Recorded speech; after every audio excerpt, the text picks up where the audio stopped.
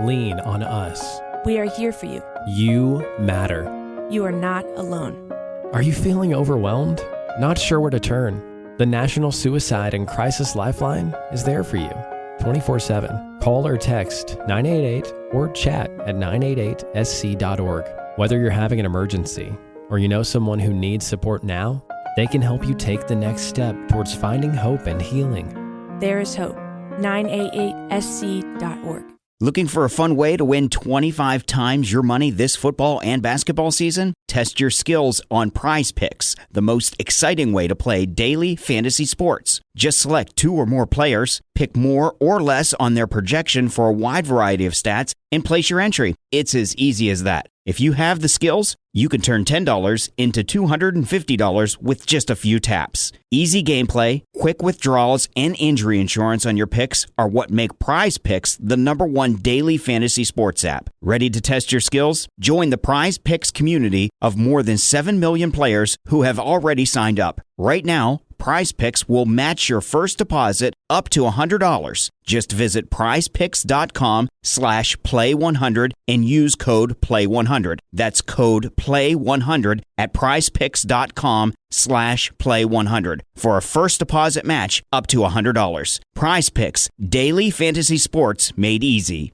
Steering wheel. Left the steering wheel here. Steering wheel.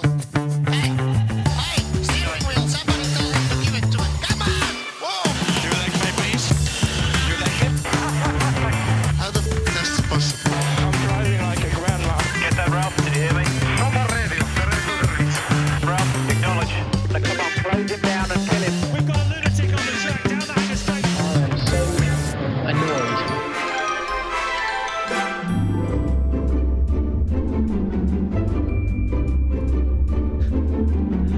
Hello, welcome back to the Parc Fermé for podcast number 719.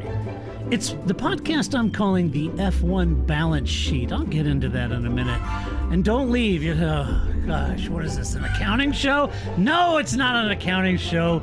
I think you'll find it interesting. At least I hope you will. This is Todd. No, Todd, not now! AKA Negative Camber. You know why I've asked you here. You must convince the villagers that I'm harmless. Exactly what I need you to do. Tonight, for your kind consideration, we are going to discuss F1's overall challenge with regards to its structure and how that aligns with all of the teams. But before doing all that, of course, I have to introduce my guest. That's right, I gotta go all the way to the right coast of America, nestled in our nation's capital, where she applies her skills as a master statistician, crunching numbers and making meaningful decisions on really important things. You know her. It's the lovely, the redoubtable Grace! Grace, how you doing? I'm doing good. I have 2 of my 4 cats already here, so what could go possibly wrong? This is going to be a podcast to enjoy. Oh, I know. Well, it'll be fun. It'll be fine. It's like Mutual Omaha, Wildlife Kingdom. Every day. I think it's the highlight of many of my work Zoom calls is just to see which cats show up and, in whose video or who waits until the moment, like, I could be, in an hour call and 45 minutes, I don't say anything, right? I'm listening and then it's about my turn to speak. And that's when somebody decides to like eat my microphone or, climb up the back of my chair or do something fun. Like, Yeah. That's always good. So, it's much like this show. That's every Zoom call now is me trying to like listen and make eye contact while trying to like juggle 4 cats, trying to like get my attention because, something's not right in their environment. As if I'm the only human that lives in this house, but apparently I am, that they, come to. I'm sure it's because they go to, right? They go to Flip, but he's just like, whatever. So they know. They know who has the snacks. They know where the food is. That's right. That's because of as people have witnessed. Otherwise, I spend the whole time going, Ziggy, right? Right. Because they know. So I can never, every morning, you got to make sure you got the snacks for the cats. Not for me, for the cats. For the cats. It's not going to be good. It's not easy being a cat lady, Grace. I guess something. I mean, again, little kids, not that different, right? Like, just always have some wagon wheels and some, like, those squeezy pouches ready at any moment because you never know when they're going to want something. Yeah. And then not want that something that they told you they wanted. And then 10 minutes later be like, why didn't you make that thing for me that I asked you for? Yeah, it gets a little different when they're teenagers. Yeah, now they just don't talk to you at all. Right. Just kind of grunt in your direction. Yeah. It's true. I get 2 of those. Yeah, exactly. Boy. Hey, I thought on this week's show, Yeah. I wanted to spend some time talking about the business of F1. If Okay. you consider that F1 has a balance sheet, They do? and all 10 teams have a balance sheet separate of F1's with different stakeholders, different KPIs or key performance indicators, you can easily see just how difficult it is to align the series with commonality and focus across F1 to each team. And there's this old notion that I used to ask suppliers or dealers that I did business with. I would always ask them this question as we work together as 2 independent entities. I always asked them, if we were both part of the same company, what would that look like? Right? What would our balance sheet, our product development, our marketing efforts look like? And what you find by asking that question with maybe it's a dealer of your product or service, or maybe it's a third-party supplier, whatever it might be, what you find is you start to piece together the commonality between your organization, theirs, and where there's synergies and where there's big gaps, right? And so I was thinking over the weekend, milk and cookies kept me up late at night. And yes, that is a Blade Runner reference. And I was thinking about this over the weekend, and I started just jotting some things down. And I was thinking about this and how the sport is changing. And so this week, I thought we'd talk about the concepts and motivation behind F1 and the teams that participate in it. And trust me, guys, I'm not trying to be pretentious here, and I'm not trying to get too metaphysical here. But I'm hoping you'll join us in this discussion, because these are just my thoughts as they bullet point down as I break this down. And Grace has been very, very accommodating to go along for the ride.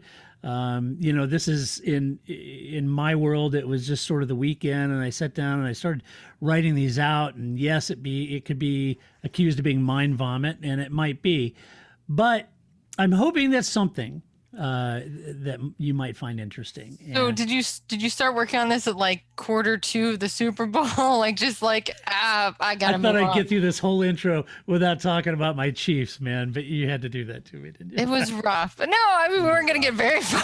It was a rough game. It was. Rough. It rough. was. Yeah, it was, All it right, was very tough. But kudos to Tom. It's good for him, and glad he. I guess young quarterback Tom Brady, right? Yeah, watch that kid. He's going to be something. That's right, just like Sebastian Loeb. But Right. and you now have seen a montage of a cornucopia of weekend songs. So now you're up to speed with the kid. Yeah, I did see the weekend. I didn't know who he was, and Now you know. And now I know. Yeah. Now you So know. there you have it. He had some good shoes. He did. I liked his kicks. Yeah, he Yeah, did have nice and- shoes. And he spun some enjoyable memes, which I think may be the highlight of the Super Bowl, really, because the commercials weren't very good. The game wasn't really good, Yeah. unless you're a Brady. But I'm not Tom. I'm not pro Tom Brady, so wasn't really into that. It was kind of pandemic-y, So just like everything else. But I did enjoy the weekend memes. Well, exactly. I did too. Those were pretty And there were a funny. couple that even like showed up that were I love it too when my worlds collide, right? Like, so people started making him into Formula One, like Lewis looking for a pen to sign that contract, right? Yeah, right. Michael Schumacher looking for David Coulthard. That was a favorite. I enjoyed that because I do think that it is a good version of any driver looking for another driver. Like, his confusion mixed with kind of rage was perfect for that. Like, Yeah. we had him, it was good. It was good. Oh boy, yes. So, All right. So anyway, not trying to be a buzzkill here, but I hope you'll track along with me It's fine. and indulge me on this, and let me talk about that. So I'm going to start at the top.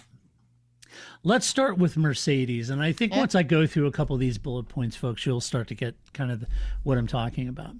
So we'll start with Mercedes.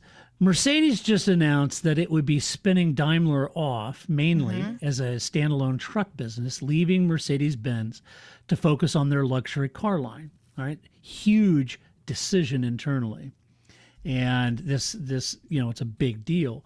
They say that the customer base capital needs and technological development paths are different between those two organizations, and that this separation will help them better face the major tech and structural changes their particular industries are facing. All right. They say that the separation frees both divisions from the weight of a conglomerate constraint. It's a nice spin on that. Now, that may be very true. Right. And beyond the PR spin, it also seems to be, in my opinion, a way to get capital via the stock market and spinning it off. And their truck division, could use that because they're battling Volvo and VW in that space.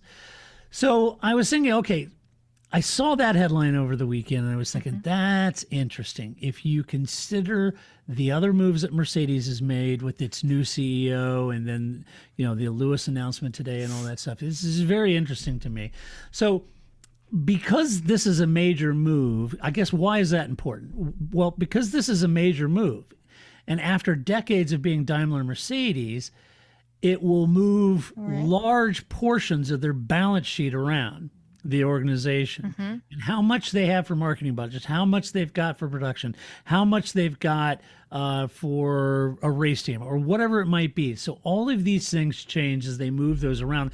I'm sure they're separate divisions, of course, but still, these are big moves. The company I work for made a big move like this a couple years ago. So what impact might that have on their Mercedes brand and their involvement in F1? Well, we know just this past year that they recently divested themselves of the F1 team to just a 1/3 owner position by supplanting their interest in Ineos and increasing Toto's role, right? So you've got each entity has a third. So they've reduced significantly their investment in that works team, if you want to call it that, but I think as owning in just a third makes it even less of a works team in theory. We also know that manufacturers come and go, and the new Mercedes CEO, in my opinion, doesn't appear as keen about F1 as his predecessor, or at least on the surface of it. And it shows you that one decision on a Friday afternoon can change Mercedes' complete focus on the series. So to Merck, to Stefano, who doesn't have a seat at the Merck table, to keep the series relevant to Merck and keep that Merck investment flowing, you can see how difficult this becomes, and especially as Mercedes is making these huge corporate changes like this, right? So it's a bit of a warning shot. Seemingly, there are some who suggest that the next step for Mercedes is to remove its 1/3 ownership completely and just become an engine supplier again, like they were with McLaren, right? That's been the big rumor. So is that a relevant move on some level? What does Mercedes have left to prove beyond their soon-to-be 8 titles that they can now get through supplying power units to a series that may not be fit for their innovation path if they don't feel that the new regulation, engine or power unit regulation, is fitting their innovation path? And we'll get into someone else that made that decision quite clear. So as I look at this from a Mercedes perspective in Stefano, how do you take the series leading team, the series leading, 7 titles, going for 8 now, major changes internally? I don't think there's any secret that the team divested itself down to 1/3 ownership position. Toto now and Ineos carrying a brunt of the cost and liabilities and everything else that's going on there. I think all of this is what prompted that theory that the next step could be just being a supplier. Go ahead. Okay. I was trying for once. We'll see how long this lasts, right? But I actually get all 6 of your bullet points out before I interrupt you. Usually you get 4 words out before I interrupt you. So, right? No, it's all good. I'll try here. But I think that I guess the flip side, the cynical side of Formula One doesn't fit our innovation path is we don't think we're going to be successful, right? And so it's not you, it's me kind of thing. Like, no, right. It doesn't fit my innovation path. It sounds better than we might lose. So we're going to take our choice somewhere else. Right. Right. That sounds better. But I think there's been a lot of rumbling too, that there's some concern that after the hybrid era is over, right, then what?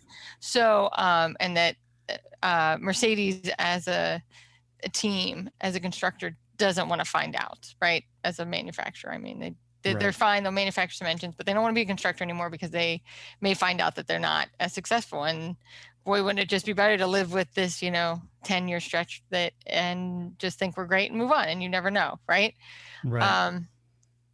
So that's one thing. I think that I'm fine. They should just, again, I'm now all in on, Wolf F1. So I guess it would just be Wolf 1. So I'm all in, like, just change the name, be Wolf 1, and Mercedes can move over and let Toto run it. It'll be fine. I do think that's interesting. I do think that the Daimler switch separation also just sounds like a nice way of breaking up with somebody, right? Like, you don't really fit my ethos anymore. We're just gonna you can go your own way. I want you to be successful, but over there, right? Like, don't stand so close to me, right? Like, I think that seems, it would be interesting to see how Daimler spins it, right? Like, it would be interesting to see how the other spouse or the other, couple feels about this, because of course Mercedes is the higher profile, the money maker, right? So it would be interesting to see how the less successful partner in this says, right, that's right, we're just going to go build trucks now and we're fine with that. Really? I don't know. So I have to think the innovation challenges for those two entities are quite different, because it's one thing for Mercedes to go, I guess really be looking at their innovation cycle, thinking, this is, we'll figure this out, and we're Mercedes-Benz, and we're the seat of luxury, and all of our cars are going to be electric. And I think that's easier to say from a mobility standpoint than the cartage world and trucks and the long miles that they put and the innovation that it's going to take in order to get to wherever it is that Daimler wants to get with their truck line, right? And so, I don't know if those two technology innovation labs are running conjoined. Why wouldn't you want an electric truck? That is where you could use that torque the most. Yeah. But, you have distance issues and weight issues. 300 miles, you're fine. I just think that I just am not so quick to blow off the electric truck idea. I don't think that's I think they'll move. I agree with you that Mercedes is going to move towards electric cars before Daimler moves to electric trucks. I just don't think they'll never move to electric trucks. No, I'm not saying they will or they won't. I'm not saying they won't. I'm saying that those two innovation paths are dramatically different, I think, in the need analysis, right? And where that innovation takes them. Whether the trucks start to look at fuel cell more so than battery electric, I don't know, but I think it's kind of an interesting conversation that's completely, I'm sure everybody inside Mercedes knows exactly what they're doing. Well, I sure as hell they hope they do, right? Yeah, as evidenced by 7 titles, I'm pretty sure they do. But this is like when we talked about the Halo. Like, I get it, I don't know, but somebody has to know, because somebody's life's on the line if this doesn't work out, right? So this is the same thing. Like, I may not know, but sure as hell somebody at Mercedes has to know what the hell's going on and what they're doing, right? Like, right. Even if I don't know, and Toto Wolff knows, and Ineos knows. So it's a tough situation. So if you take Mercedes and F1, yep, lean on us. We are here for you. You matter. You are not alone. Are you feeling overwhelmed? Not sure where to turn? The National Suicide and Crisis Lifeline is there for you 24/7. Call or text 988 or chat at 988sc.org. Whether you're having an emergency or you know someone who needs support now, they can help you take the next step towards finding hope and healing. There is hope. 988sc.org. And you're Stefano. What moves do you have to make it relevant? Mercedes apparently didn't want to be a majority owner of an F1 team spending $300 million a year on a racing program. They backed out to a third, supplying the engines, yada yada. They bring in Ineos to suck up the other position, and they increase Toto. You can see their interest in at least ownership has waned, and they're down to a third owner. And it makes you wonder now, if you're Stefano, that's a shot across the bow. The Daimler move is reason for pause. And what does F1 do to keep Mercedes happy, keep that investment flowing? And how does the Mercedes team's balance sheet work with F1's, and how does that keep going? And before we start answering that, I don't know that I have the solutions. I'm asking for all of our listeners what you think, but don't answer that in a vacuum, because we're going to go to the next team, and you'll start to see, as I add on these, you'll see how challenging it really is for Stefano to meet all these different situations. Go ahead. I was just going to say that if having all the answers is what this podcast required, I've never required that, right? Like 13 years, I've just been making shit up. Why would I change we're that only now, occasionally right? insightful. Right. That's right. What do you people expect here? Right. No, but I think that, I think these are points for discussion, because again, I guess I stick with, so you asked the question, what does Domenicali have to do to keep Mercedes happy? And I think the problem is that Mercedes wants to be successful. All teams want to be successful, right? But Mercedes doesn't want to be unsuccessful. They don't want to be Ferrari, right? I think they want to leave at the top, right? They don't want to be, they don't want to be Brett Favre. They don't want to come back and then not be successful. They want to leave on top. They want to be the British version of The Office, right? They just want to go and be done, and not like this is dragging on for too long. I don't know how you can assure that. The rules are going to change. The other teams are going to change. Even I was going to say Ferrari can't be terrible forever, but maybe they can be. But McLaren's looking sharp. I am guessing that Aston Martin's going to look sharp. Like, they have some real. Red Bull could look sharp. They could also look not sharp. But I think that I would be nervous if I was Mercedes and I knew that everything was going to change, and that it would have already changed if the pandemic hadn't happened. Like, now it's just being pushed off further. Right. And you could say, okay, well, what if I'm Stefano? Then I would align with Mercedes and say, okay, well, as we're talking about this next evolution, the power unit, we want to be aligned on this. Where would you like to go? And if Mercedes says, okay, well, we think maybe a sort of hybrid fuel cell kind of combination is a technology we want to go towards. Okay, you're inclined to say, hey, that's a great idea. Let's look at it. Okay, but wait a minute. There's massive costs in R&D and development on a technology huge. Like that. And you have to think about the knock-on effect now as you're placating Mercedes, what knock-on effect it may or may not have down the line. So let's go to the next one, just as a comparison. Because you also got to get everybody else to sign on. Like, exactly. Right? You're keeping all these.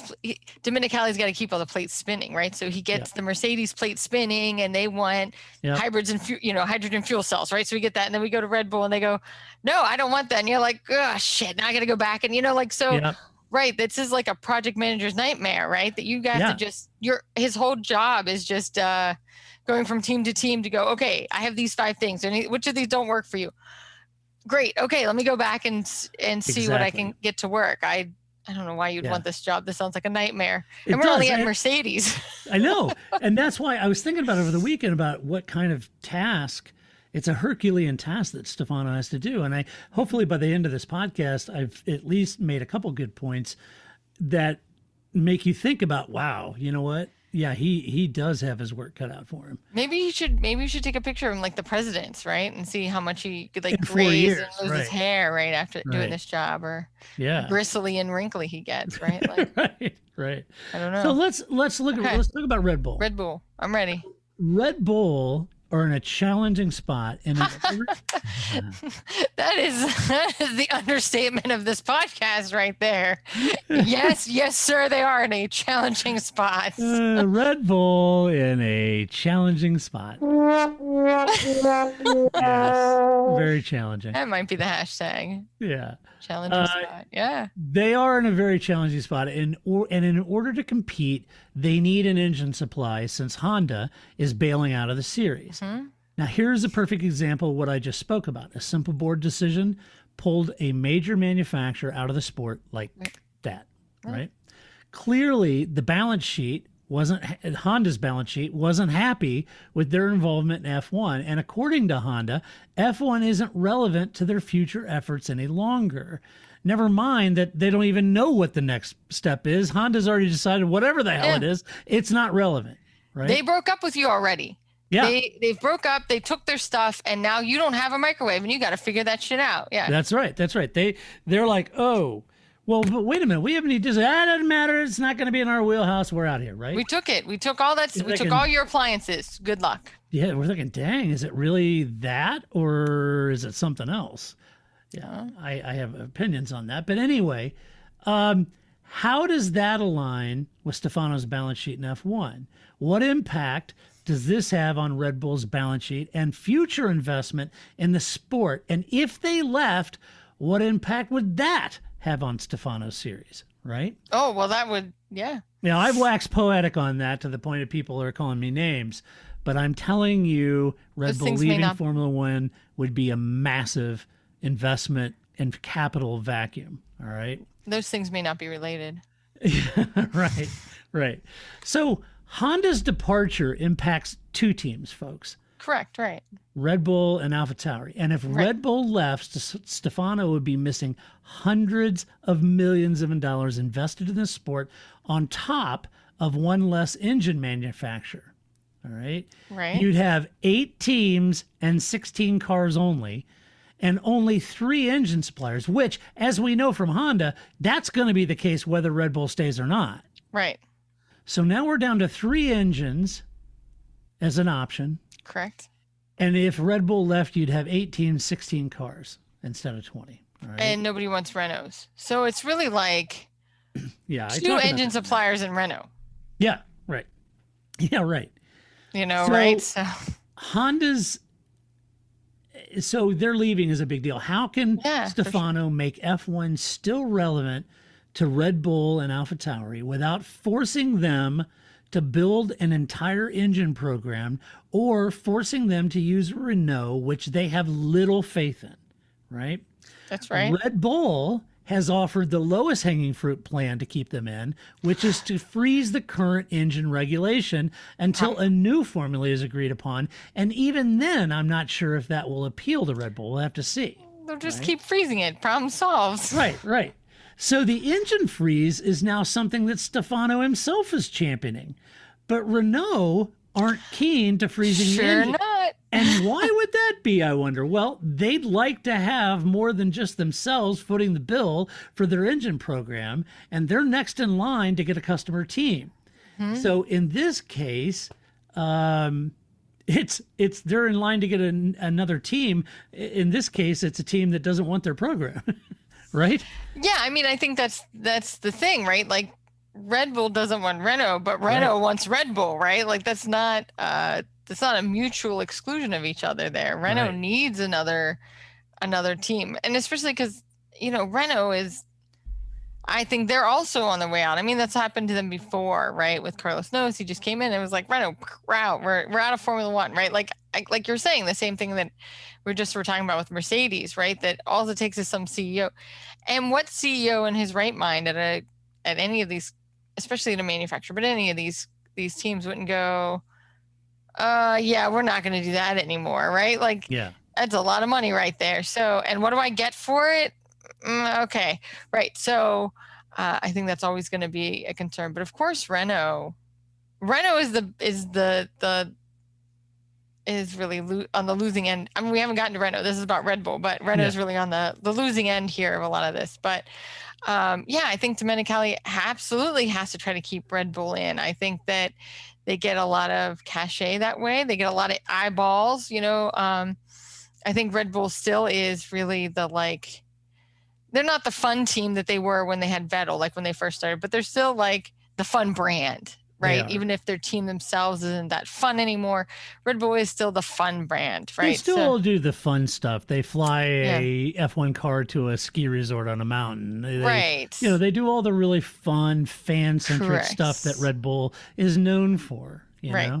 So I think that it definitely benefits Formula One to keep Red Bull in as a brand and to keep them happy. I just think that's a very different. Red Bull is a very different set of concerns and conditions for Domenicali in comparison to what Mercedes is, right? That's my point. It's gonna be hard to make those two things, That's exactly. It's like that toy that little kids have where you put the shape and the little ball thing that pulls apart, and they're just trying to get that yellow shape, and that's the wrong size hole, and that's just not going to work for you. So that's my point. I mean, Red Bull is the king of privateers in this series. Oh yeah, and they're also the king of like grumpy. So this is going to go real well for them. Yeah, they're not going to give an inch at all. Is what I'm saying. Is like I think that maybe none of these teams would ever really do that, but I just don't see that in Renault's ethos to go, or Red Bull's ethos to go like, wow. Okay, we'll let you. We'll see how it goes this year, Domenicali. And they've just never struck me as the kind of like, well, let's see how this is going to go. If they're done, they're done. Right, and they're not going to give an inch, and nor really should they. No, so now let's go back and revisit. So you're Stefano. You have your own business balance sheet that has to be positive. Mm-hmm. You've met with Mercedes. Right. They want this technology innovation path. Mercedes is potentially starting to bail out.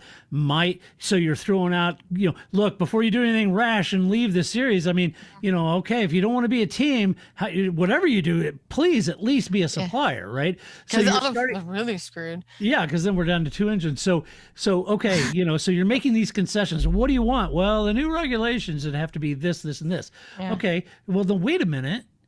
Now we look at Red Bull and it's like, oh, crap. Okay, so wait a minute. I've got Red Bull who doesn't want to use Renault. Ferrari and Mercedes won't sell them engines. And they desperately need an engine freeze so they can continue to use these Honda engines until we figure out what we're going to do engine-wise. And while we're doing that over the next couple of years, we damn well better make sure that there's somebody out there we can lure in to supply Red Bull to keep them in the series, right? Because it ain't going to be Mercedes or Ferrari unless maybe Red Bull pay Ferrari a bunch of money.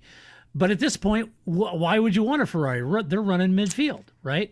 So now you've got the Mercedes plate over here spinning, and you run over here and you got the Red Bull plate spun up, but now the Mercedes one's about to fall off. Yeah. He's running back and forth. So you can see the challenges of trying to meet and align your business interests with Red Bull. But who would they even get as another engine supplier? Yeah, I don't know. I mean, if Honda, I don't know, I don't know who that would be. I don't know if it's a new technology. Well, I'll get to the technology in a minute because I have an opinion on that. But Sure. Yeah, you could go back hat in hand to Toyota. At the end of the day, I don't think they're big enough or would want to. I still would love to see Mazda get into F1. Yes. I think Mazda in F1 would be awesome. I'm all in on that. That would be great. Yeah. So anyway, okay, so that's Red Bull. All right. You've heard it here first, people. If that happens, we know that Domenicali listens. That's right. Listens to this, and that's it. Mazda and F1, and we would know. Probably not a big enough manufacturer, but anyway, we'll see. All right. So there's Mercedes. Okay. That's the challenge. There's Red Bull. Now let's talk about Ferrari. Sure. Why not? All right. Yeah, it just seems like thing to do, is it not? Because maybe if I have one plate spinning and this one's kind of wobbling a little bit, let's talk about Ferrari and everything. Just any plates are just going to fall. Another plate spinning. All right, so let's talk about Ferrari. This is Enzo Ferrari. All right, so Ferrari have been midfield since they were challenged on the 2019 engine. And as such, they've not been able to. Let me try this in English. They were challenged. I like that. They were challenged. It's a nice way of spinning that. Thank you. As a Ferrari fan, I got to be easy challenged. here. Yeah, that's right. Your innovation path is different than mine. I don't think we should be seeing either anymore. They were challenged in 2019. Yes, they were. Okay. Have you ever been convicted of any crimes? Convicted? No, never convicted. That's right. Yeah. So, all right. So. Okay. After that debacle, they've not been able to make advances on Mercedes dominance, and possibly won't until a new engine regulation comes into the sport in 3 or 4 years. Is this enough to keep their interest in F1 for the next 3 or 4 years, knowing that they're going to get, beat like an area rug in springtime? They also intimated that they were looking at other series to get involved in, such as IndyCar as a supplier or sports car racing as a factory team. And I think the IndyCar thing fell through. But anyway, you get my point. Ferrari. Oh, they always say this. Yeah, they do. While they are less apt to pull up their tent and move on from F1, they too have a balance sheet, and funneling cash into a series that they are struggling in is tough enough. But depending on the new engine regulations in 2025-ish, one wonders if it will be a direction the company feels is relevant to their future efforts, very much like Honda. Right. With the cost cap, is Ferrari willing to spend on F1 like it has in the past? I mean, let's face it, building that Ferrari world in Abu Dhabi was a huge investment for all of those involved. But how does Ferrari find relevancy in F1's balance sheet and evolution to the new engine set? Now, before you answer, I will admit that there's a part of me that complains about the hybrid power unit cost and the impact it's had on the sport. But I can also be convinced that the move to KERS and a hybrid power unit probably did force Ferrari to get out of its legacy tech comfort zone and move into the newer world of powertrain and engine design, even though they weren't happy about it at the time. I think if hindsight being 2020, I think they're probably happy they did. Right? I've always felt that Ferrari, more than any other manufacturer, has a real reason to be in F1 via its history in F1 alone.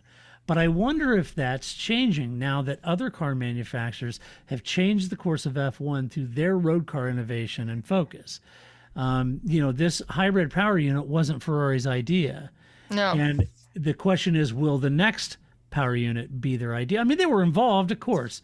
But they poo-pooed because they were originally looking at a 4-cylinder, and Ferrari said, "Oh, hell no," and they went with the 6-cylinder ICE. But so Ferrari may be a little easier to align with due to their history and their long relationship and the historic manufacturer's payment that they get on top of the prize money, and maybe that makes a little bit more sense. So maybe Ferrari isn't as difficult of a plate to keep spinning.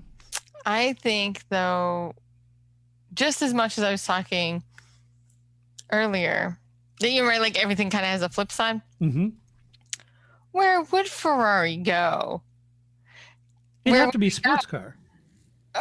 Yeah, right. But it is literally the only other option they would have. Yeah. But I don't know that Ferrari would want to do that. I mean, I think as much as in the olden days, Ferrari would always, well, if we leave Formula One, you'll have nothing. Well, if you leave Formula One, you'll have nothing, right? Like, so what is that? What does that mean to Ferrari to not be involved in Formula One, as opposed to the opposite, which is what we usually talk about, is what is Formula One without Ferrari, right? Right. So I think that is interesting. And then Ferrari has certainly gone, I mean, don't they have an SUV now? Like, I mean, come on. What has become of you, Ferrari? It's like it's a little SUV. It's like an SUV station wagon thing. So it's almost like the Murano. I've never seen one in person, but I'm sure when I do, I will just have so many questions. But I think that, Ferrari, they may be.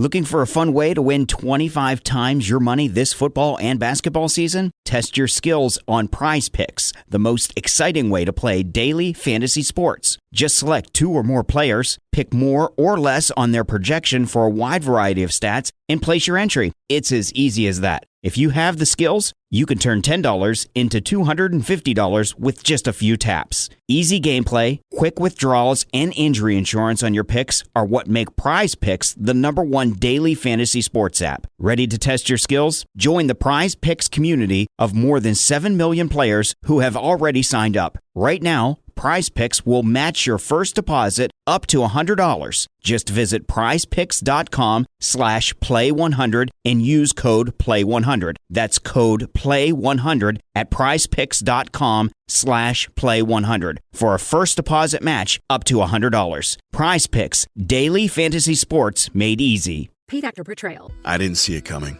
Life can be so unpredictable. After losing my dad, it made me think about my family if something were to happen to me. The mortgage, car payments, and all the other bills. Even things like our annual summer vacation would be out of reach. I had heard about life insurance through Ethos and how easy it was to get coverage. They were right. I knew it was time to stop putting it off and get life insurance right now. I got on my computer and went to ethoslife.com. In just 10 minutes, I was covered. And boom, family protected. Thanks to Ethos, my family won't have to worry about the bills if the unpredictable happens to me. Ethos, fast and easy online term life insurance. Up to $2 million in coverage with no medical exam. Some policies as low as $1 a day. Answer a few health questions and get your free quote at ethoslife.com/audio. That's ethoslife.com/audio. They may not have a choice, I guess, is the answer I'm going with here, right? Like, I think you're right that maybe their plate is easier to figure out how to make it spin. I think so. Because they don't really have another option, short of just like threats. Yeah, they could totally surprise me. They could say, all right, we're out of here. We're going to go LMP1 in Le Mans. Okay, fair enough. But sure. Yeah. So we've talked about Renault. Let's get to Renault. Okay, let's do that. And take a look at that. So it's been a tough slog for Renault. It always has been. It's never been not hard for them. Yeah, it is. It's been hard. And it's been really hard to get a reliable power unit. Mm-hmm. And they've poured millions into the effort only to be beaten by a customer team. All right. Mm-hmm. Now, perhaps dumping Cyril, rebranding as Alpine, and shaking things up will work.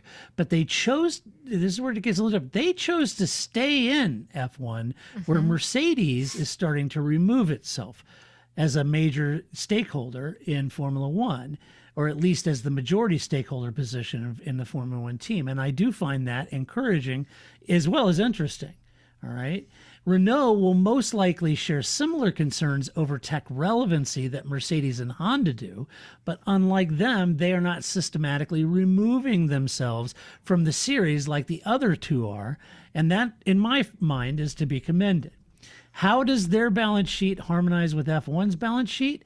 Where is the gain apart from brand awareness and possible tech innovation? And that's assuming that F1's next power unit move is relevant to Renault's business model.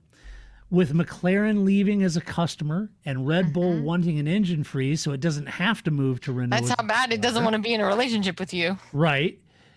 How do these politics impact the financial investment of the teams and F1 in general?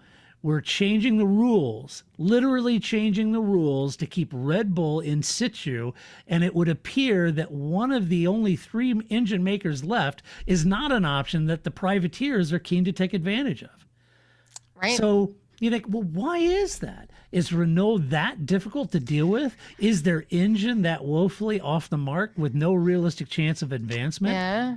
If so, how is a lack of customers impacting the massive investment they're making for just their works team? It's crazy, right? Because that's just not sustainable, right? Yeah. Yeah. I mean, at least Mercedes and Ferrari offset some of their costs via a customer base to sell engines to, but Renault currently do not enjoy that position. They do not, right? And I think that the fact that Ferrari does it shows that it's helpful, right? Like, because if anybody didn't need to do anything to stay into Formula One, it's Ferrari, right? So, the money doesn't hurt that they're getting from the other teams using their engine, and there's no way around that, right? Like, my choices are your engine, or I'll just keep this not so great engine I already have. I'll just keep it, right? Yeah. Like, I'm good. I'm good, thanks. So the question now is how does Stefano make F1's balance sheet relevant to Renault apart from prize money for a team who is stuck in the midfield? Is that enough money, prize money, being in the midfield to make them happy, or is the new cost cap enough to limit Renault's massive outlay of cash? So let's take a step back. If you're Stefano, in Renault, I see all the earmarks of a situation that would prompt that late Friday afternoon decision by a CEO. Right. I'm serious. If there was anyone that said, "Oh, the hell with this," Renault is, in my mind, Always. the most likely. Always. I think, again, they've always been in that position. Right. They're midfield. They're not making a lion's share of the prize money. They're spending a fortune on R&D for an engine that nobody else is buying. Right. And for what? For cachet? I mean, right. Like, because then Renault can say, oh, but look, we're in a series with Mercedes and we're in a series with Ferrari. Like, it's not enough. You're never going to get enough cachet off of being on the grid next to a Ferrari to make up this money difference. You're still Renault. So in the room of radars, or warning buzzers going off, if I'm Stefano, the Renault one's starting to go off for me. I've got to figure out a way to make Renault feel like their investment is worthwhile in Formula One, and figure out a way that we could make it meaningful. Figure out a way to get Red Bull to take a Renault engine. Yep. That's what I would do. That's like that Harry and David fruit basket that comes with their engine. Better be pretty nice, right? You got rid of Cyril, so you don't have all that awkwardness. And Renault's got pride. They're saying, well, the hell with it. They don't want our engine, whatever. No big deal. We're fine. If they want it, we're willing to talk. Right. I don't know. I understand that point, but I got to be honest with you. Apart from a Renault corporate, if I was an employee of the Renault F1 team and it was my job on the line, I might think about going hat in hand to Renault or to Red Bull and saying, hey, guys, look. We got rid of the jerk you guys didn't like. Yeah, right. Let's get together and let's go kick some ass. What can we do? Bury the hatchet on this deal. Help me to help you, help right? me help you. Yeah, right. Exactly. So, so if I'm Alan Permade, I'm thinking, I still want to have a job in F1 and I still want this team to work. Yeah. And I think that would also be, it has to be frustrating. I don't know how it wouldn't be, right? They've been in long enough, right? You're starting to see, because I'm going to make the assumption that Aston Martin is going to continue on the upward trend that Racing Point has been. Because for such a long time, Force India, we're like, come on, Force India, you can do it. So finally, Force India, Racing Point, Aston Martin, right? That team has done it.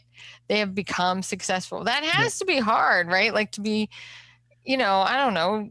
It's like you and somebody else goes out for a job and you think you're more qualified, but they get the job, right? That's a hard thing to swallow, as opposed to if they're as good as you or better, and then it's easier to swallow that they got the job, right? But you're watching all these people that work around you be successful, and you're not being successful. That can't be an easy pill for them to swallow, because they should be. They've been there a long enough time. They've had enough different iterations. They've had enough drivers come in. They've had like 3 restarts.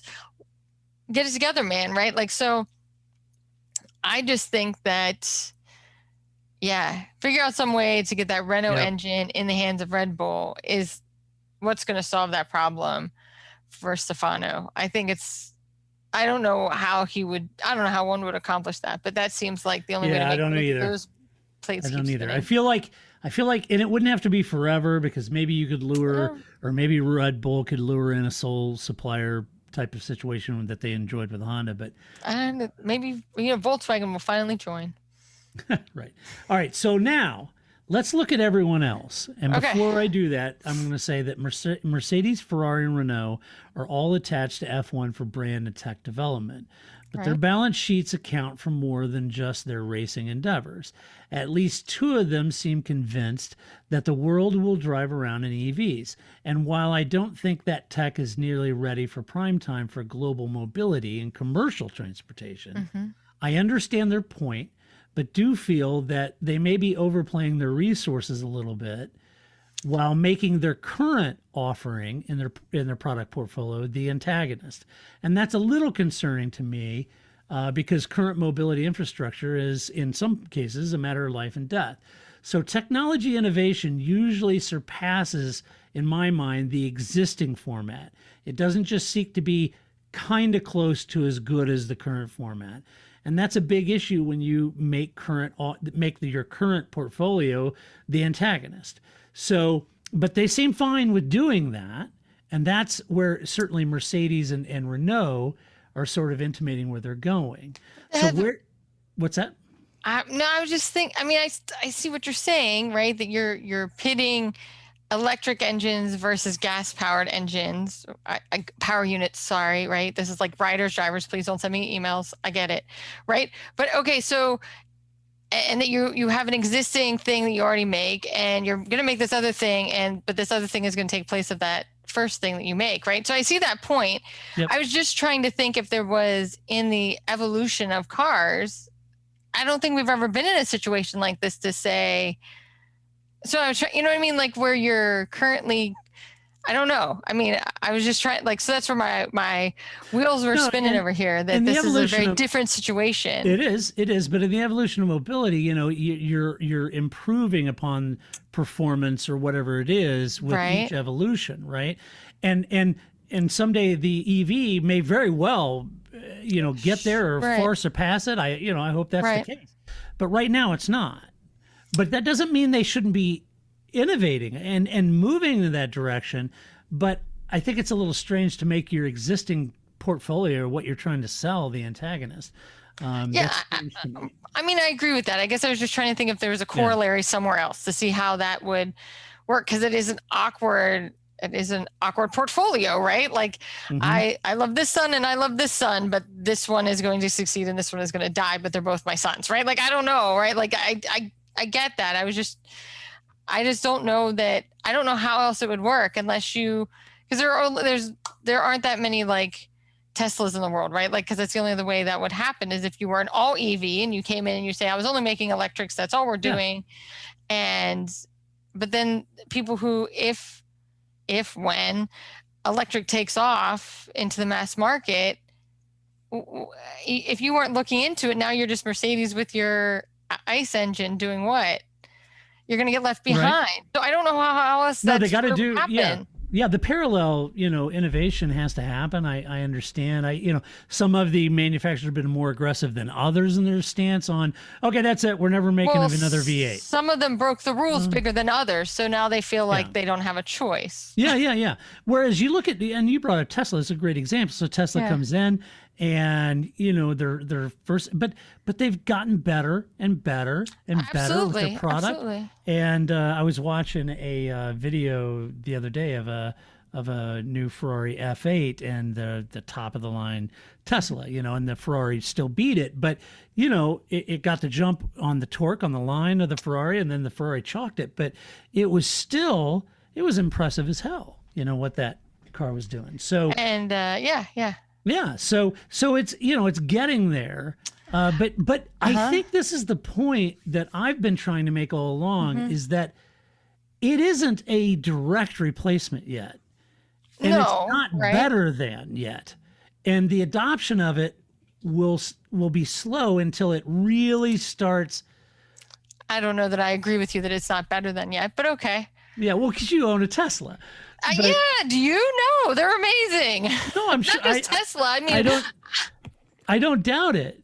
But I mean, I've been in an electric Kia was awesome, right? Like, I'm not just saying it has to be an electric Tesla. I just think that driving an electric vehicle is a very different experience, and that I find it a very enjoyable experience. Because as you were saying, I don't disagree. Off the line, when I'm merging on the Beltway, if I had to choose between having an electric engineer or a electric Kia or a Ferrari, I'm taking that Kia because that offline torque is what I need. It doesn't matter if you're going to beat me, down the drag strip. I don't care. I just need to be able to merge where there's no merge lane. That's electric torque, right? Like that's, and the fact that you don't need this is the other thing, because it's winter, right? Like that car heats up super fast. You don't need a starter, right? Like you don't, right? Like you're in a house and you have to start your car because it's freezing out there. No way, man. That car, it's electric. It heats up in like 5 seconds. It's great. Yeah. So I just think, the infrastructure. It's all based on use case. You move out here in the Midwest with me. You're right. The infrastructure. And you drive 400 miles, stop for 5 minutes, fill up, and drive another 400 miles. It is a different. I don't disagree with that, but I think the thing is that I don't know when this became the EV show halfway through, but if most of your driving is commuting. Yeah. Totally are you commuting? Do you commute 400 miles every day? You don't. No, but there are people that drive for a living. That's right. So then you have to have more than one car. And if you're Right, talking about and- like big rigs or something like that, right? That's another thing. Yeah, they'll go 200,000 miles a year. Right. So, but my commute isn't even 20 miles. No, for you, totally makes sense. Totally get it. I totally get that. My point is that it hasn't overcome all of the mobility challenges that we currently have. You know, Does Mercedes care about that? No, probably. Well, I'm sure deep down they'd love to come up with a technology that could surpass any use case of a internal combustion engine. Yeah, I'm sure that's where they're going. But that's my point. You can do that. Mm-hmm. You can grow and innovate and go down that path, or you could go down, to hydrogen or fuel cell or whatever technology you want to do. But you don't have to make an antagonist out of your V8 black label AMG, because that's a badass car, you know? Yeah, but yeah, still a badass. No, but I think it's because, right or wrong, I'm not saying I agree with this, but I still think people try to make the pitch for EV as being the environmentally sound choice. And that's why they get pitted against each other. Yeah. I understand that. Yeah, I get that. I just don't think a lot of black label AMGs are killing the planet. There's not enough of them out there. Those people don't care. Well, they may not. Yeah, they may not. You know what I mean, right? Like Yeah, if I got a vehicle that I can ride in the back seat and it puts my footrest up and I have an umbrella in my door, I don't know. Do I care? Maybe I do, but maybe I don't. You would, Grace. I know you. Because I want the torque, right? Like I don't own an electric vehicle because of the environment. Yeah. It's not why we bought it. Yeah. No, I totally get it. Totally get it. But I think that's part of the antagonism, is that people still try to use that as a selling point, that electric is more environmentally friendly. So then it has to be the antagonist to gasoline. Yeah, I get that. But it's what the old people think the kids are into. Yeah, right. I don't know. If I was there, I wouldn't be trying to sell one product by beating the hell out of my other product. I just wouldn't do it. But if you don't, then you're going to be left behind. I don't know. I feel like there's customers for both, and there's use cases for both, and I think you can supply both with a real dedication towards the future. Okay. All right. I feel like this is a whole nother podcast that we could be having. Well, it may be. We're going to have to call it the EV podcast. Yeah. So, okay. The privateers. Let's talk about everybody else. 20 minutes later. Okay. I know. All the other teams in F1 are more tied to F1's balance sheet and health, as they have no capacity to manufacture their own power units. They're screwed if they aren't, right? Right. They aren't concerned with the investment needed to move mobility to an all-electric format. Mm-hmm.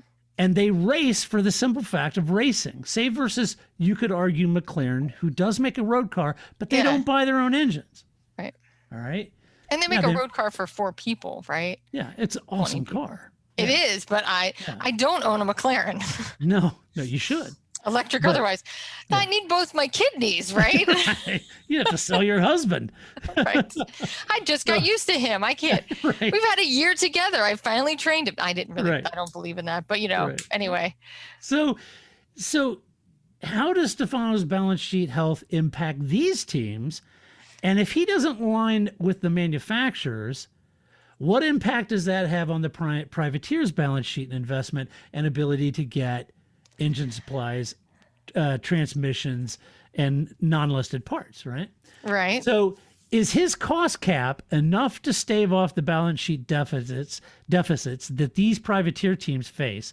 And is the new prize money model the solution to keeping the privateers in the sport and aligned? These teams have little recourse now, because if they can't afford a Merc or Ferrari and appear not to be interested in the Renault offering, there's really no one else to turn to. And keep in mind, Mercedes and Ferrari turned down Red Bull flat, right, as a customer. So their choices are limited. And it comes down to this. In my mind, I'm unclear of what the resolution is, other than offering an engine regulation that is centered around a much simpler, Looking for a fun way to win 25 times your money this football and basketball season? Test your skills on Prize Picks, the most exciting way to play daily fantasy sports. Just select 2 or more players, pick more or less on their projection for a wide variety of stats, and place your entry. It's as easy as that. If you have the skills, you can turn $10 into $250 with just a few taps. Easy gameplay, quick withdrawals, and injury insurance on your picks are what make Prize Picks the #1 daily fantasy sports app. Ready to test your skills? Join the Prize Picks community of more than 7 million players who have already signed up. Right now, Prize Picks will match your first deposit up to $100. Just visit prizepicks.com/play100 and use code PLAY100. That's code PLAY100 at prizepicks.com/play100 for a first deposit match up to $100. Prize Picks, daily fantasy sports made easy. Hey guys, it is Ryan. I'm not sure if you know this about me, but I'm a bit of a fun fanatic when I can. I like to work, but I like fun too. It's a thing. And now the truth is out there. I can tell you about my favorite place to have fun. Chumba Casino. They have hundreds of social casino style games to choose from with new games released each week. You can play for free anytime, anywhere. And each day brings a new chance to collect daily bonuses. So join me in the fun. Sign up now at ChumbaCasino.com. No purchase necessary. VGW. Void where prohibited by law. See terms and conditions. 18+. Affordable engine formula that can be delivered not only by manufacturers, but independent engine makers as well. If F1's balance sheet is more aligned with privateers for their survival than it is with manufacturers and their R&D, then they should be developing ways that both manufacturers and privateers benefit from F1. For several years now, F1 has positioned itself as an R&D lab for car makers to gain their involvement and investment in the series. But apart from prize money, what has it offered privateers? If they went back to simple V8s, well, that may be fine with privateers. What does that do for car makers who aren't planning on making V8s anymore in the future? We're dealing with split interests, obviously, and a bit of a bandwagon mentality as the car makers search for the right technology evolution path between realistic innovation and affordable racing.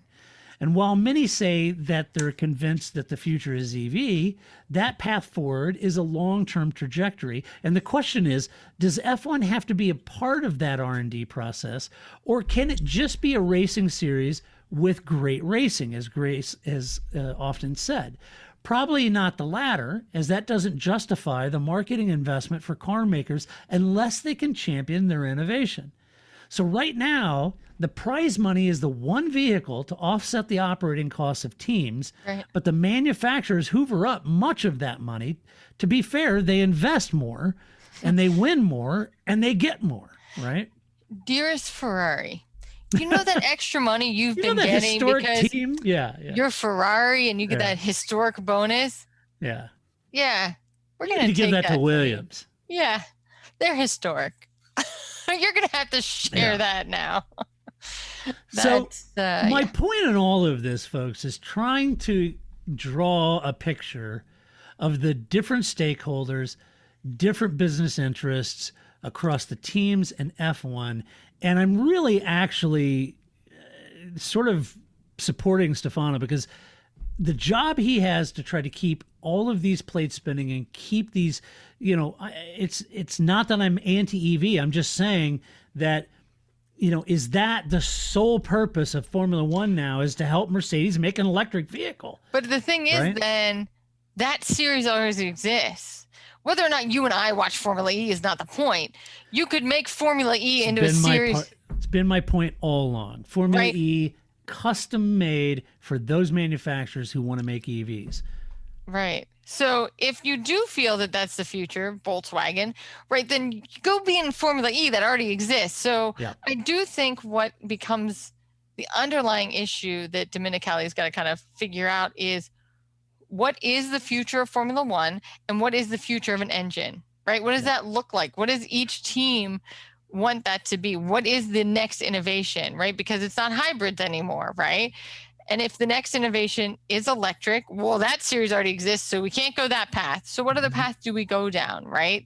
Do you look at something like hydrogen? Do you look at which I think is crazy, but whatever. We don't have Paul on here to argue that one, so Yeah. I'll just let it go. But maybe there are these other alternatives, but I think that is a question that Domenicali has to answer tomorrow. Yeah. If this series is going to continue, because otherwise it's all the manufacturers, especially because once Volkswagen became aggressive about their EV, nobody else had a choice, right? Yeah. They kind of had to, and now Europe is all on board with EVs. Well, that really affects you as a manufacturer, right? Do you really want to have to make 4 versions of your car? You don't. So no, you'd rather not. And so, once a big player jumps in, what are you going to do? Yeah, and there's plenty of justification on why they would want to develop that, where they're going with their development, all that sort of thing. I have to think that Formula One, I wouldn't want Stefano's job, because trying to keep all of these different interests, somehow finding a compromise, and it all will come down to a compromise. It has to. The question of whether Formula One's next formula for their engine is a scaled back version of the current hybrid with more output from the ICE, and maybe not a turbo, MGU-H, but maybe the KERS. So maybe you're going to go with more output ICE. You're going to go with KERS, a little more sophisticated KERS system, and wrap all that up. Is that enough to keep Mercedes in? On first blush, I would say no. But how much of a compromise is everyone willing to make for the betterment of Formula One? That's kind of where I think we're heading. Yes. Right. Because the thing is, if they do go, same engine, better KERS, right? Like you were saying, right? If that's the future, if that isn't, it's in some ways, maybe it's just calling each other's bluff, right? Yeah, right. Right. If Domenicali says it's this or nothing, right, they have to hope that Mercedes goes, fine, then we'll take it. It won't make us happy, but we're going to stay in Formula One, right? And then Ferrari will have their usual bluster, but they'll stay in anyway. And then Red Bull will go, well, I guess we'll stay too, but we're just going to keep being grumpy, right? So I think that he has to answer that question for himself as Formula One first, and then figure out how the other teams are going to fit into that. Because I think just like with car manufacturers themselves, and again, like you were saying, right? Like you have these two competing entities within your same entity, and that's a very odd model. Yep. What does that look like for Formula One? Like, what do you want to be? Right. And Formula how do you One? convince Mercedes and say, look, I get it that this new formula, we're wanting to make a much more affordable version of a hybrid, what we have now. We'd like to get rid of the MGU-H. We want to add, better KERS, and then make it a lot more affordable, so Cosworth can make them, so Gibson can make them, and different people can make them, and they can bring them in. And the teams will say, well, no, wait a minute. No, we'll make it. We want to sell it to the other teams because we want to recoup our R&D on it. Right. Well, okay, but we really would like to have more than just 3 engine choices. Well, okay, maybe I'm not interested in being it. Okay, well, there's scenario 1. Scenario 2, how do you convince them and say, look, I understand the technology isn't exactly where you're going, but at the end of the day, this is Formula One racing, and you have to care about the racing somewhere. It isn't just an R&D lab for you. Right. If that's what you want, then go back to Germany and just ramp up your R&D lab. Right. Because this is a proving ground for your R&D lab. Okay, fair enough. But, you could go to Nürburgring and do that. It's also cachet, right? Like that's absolutely a part of it. You have to ask them, at what point and how many more cars have you sold because of your victories in Formula One, irrespective of the damn engine? Because nobody gives a damn what the engine is in the back of it. They don't, right. They just know that Mercedes and Lewis Hamilton won. I just think, long story short for me out of all of this is whatever Formula One becomes in the next 10 years, I hope that Domenicali answers this question for himself first. Yeah. I mean, I get it that he's going to have to make compromises based on what the other teams want, but you should walk in there. It's just like you do as any project, right? Like if you're on a team of 5 people, you come in with what you want to do, you bring that to the table, and then you hope that in everybody bringing their concept to the table, you walk out with the best concept possible. It's what Bernie and Max always did. Right. Yeah. Well, it'll you be have interesting. to find some way. We do. Yeah, but we don't have either a Bernie or a Max anymore. I know. So I don't know what that's going to look like. So I just hope.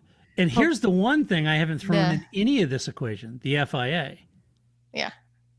So they're a component of this.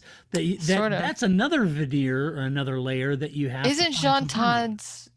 Yeah, his turn's coming up. Yeah. So will the new FIA president be more aggressive than what Jean Todt? He's been pretty hands off.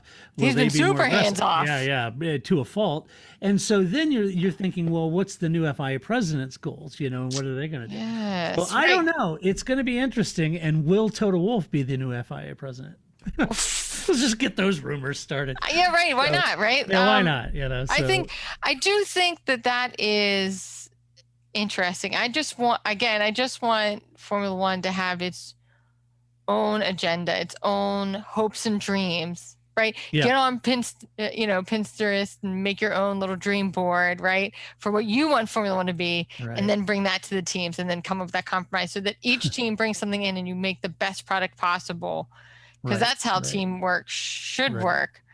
And you're not just creating garbage, or you're not just like, well, Ferrari threatened to leave, or Mercedes wasn't going to stay in if we didn't do this thing, and they twisted our arm, and so here we are, right? Like I still want to be able to watch the sport, right? I don't want it to get worse, right?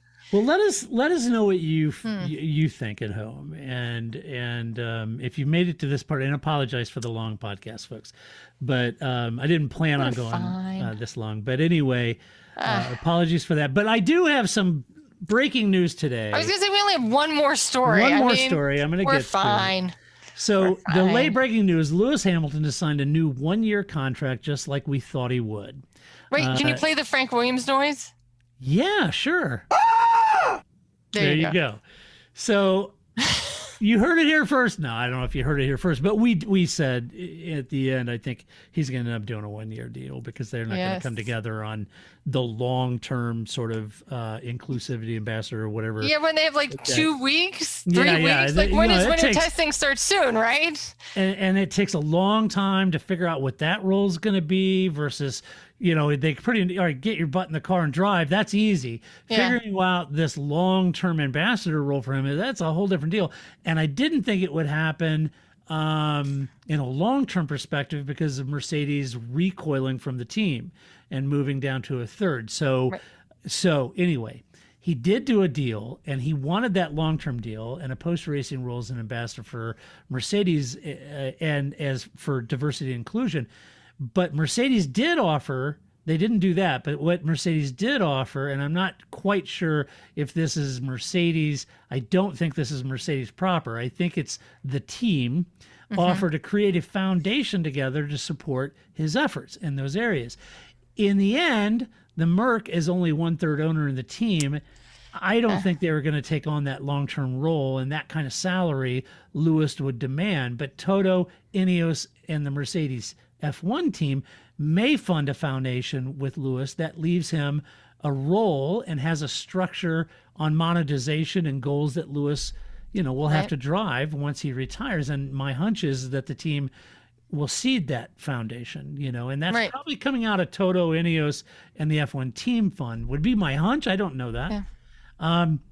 As anyone who has worked for a charitable foundation will tell you, though, funding is a real key. And it would be interesting to know if Toto has outlined a funding vehicle for that foundation because, Lewis has a lot of brand awareness, but I don't know how much he's done to try to raise money for a charitable cause like that. I've spent many years on the board of a group that did that, and it's not easy. It's not easy at all. And that becomes your entire life. It does. It really does. And I was the president of the board, and eventually I just, had to step down. But it's a great organization, and we raised, over $500,000 for children. And it's not easy for the children. It was. Think about the children, Todd. It was. It's not easy to do. And so it'll be interesting to see as the details come out. Toto explained why the 1 year thing, and I didn't snag the quote, so I can't read it for you, but go read that article. I think it was at Autosport. And his explanation wasn't really an explanation other than we kind of ran out of time and we just need to get this done. And then the whole long-term thing, the whole long-term thing, we'll figure that out in the balance of this year. But at the end, he pretty much says, look, it's a changing year. We'll see at the end of the year where we are with drivers and where we are with the program. So, read into that. Go read that story and read into that. I'm telling you, that's over. So, all right. Wait, before you move on, I just want to put out one more beef, because what good is being on a weekly podcast if I can't air my grievances at least once a week? So I was watching an interview that Sky Sports did with my friend and your friend, Otmar Schnafnauer, and he made a reference not once, not twice, but 3 times to the fact that there's, the Aston Martin James Bond connection. Like he called him Schnafnauer, Otmar Schnafnauer. Like, okay, we haven't even started winter testing yet. This has got to go. If we have to deal with James Bond references the entire year, Sebastian Vettel, just get it out of your system now, Sky Sport, because I am not. This is not good. Like, come on. If somebody asks him how he likes his martinis, like any of that, like, just work it out of your system now, because it's going to be a long year.